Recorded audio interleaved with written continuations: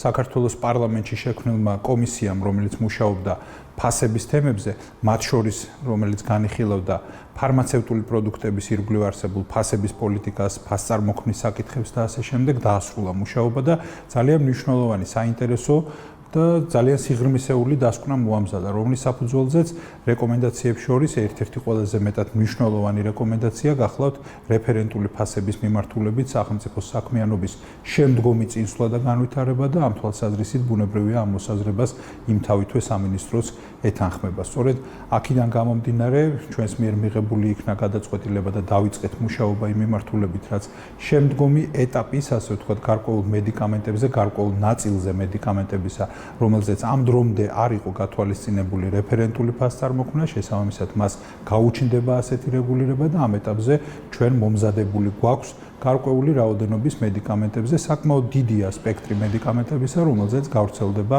უკვე ახლო მომავალში რეფერენტული ფასები. ფასთა კომისია, რომელიც პარლამენტში მუშაობდა, კომისიაზე ყველამ ფაქტობრივად ერთხმად შევთანხმდით, რომ ეს არის სწორი მიმართულება, რომ მედიკამენტების ხელმისაწვდომობა გაიზარდოს. შეხვედრაზე გაჟღერდა ინფორმაცია, რომ სია ფართოვდება, ეს არის 21 ახალი მოლეკულა დაემატება რამოდენიმე და მიმართულებით, ეს არის დაახლოებით 700-მდე დასახელება, რაც საკმაოდ მნიშვნელოვანი რაოდენობაა.